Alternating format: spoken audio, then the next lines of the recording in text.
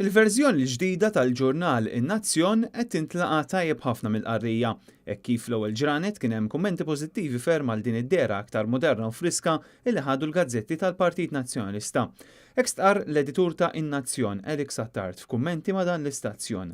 Il-gazzetta nistgħu ngħidu li l-ewwel jumejn li kellna kien hemm rispons pożittiv ħafna, l-iktar b'mod partikolari għad-dera li għandha gazzetta kollha bil-kulur mill-paġni kollha li tagħti lok għal titjib kemm fid-dera u anke wkoll fil-kontenut. Il-ġurnal issa qed joffri kontenut ġdid b'diversi ritratti, analiżi, aħbarijiet internazzjonali, aħbarijiet sportivi u paġni kollha bil-kulur. Din il-ġimgħa wkoll bdejna fil-gazzetta nagħtu u noffru servizzi li jkunu ta' interess b'kontenut ġdid, bidejja ġodda friski illi żgur li tagħmel il-gazzetta aktar attraenti u żgur għall-qarrija ħajsibu wkoll x'jaqraw u x'janalizzaw u jkomplu jikkummentaw anke fuq l-istejjer u l-intervisti u l-kummenti u l-analiżi u l-opinjonijiet.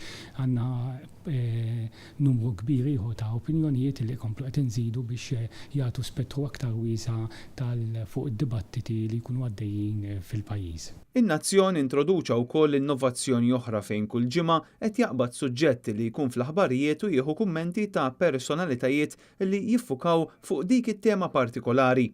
Fil-ġranet li ġejjin l-editur u l-ġurnalisti ta' Media Link Communications se jkomplu jaħdmu biex jissaħħaħ il-materjal u l-kontenut li qed jiġi ppubblikat kemm fin-Nazzjon kif ukoll fil-Gazzetta Il-Mument.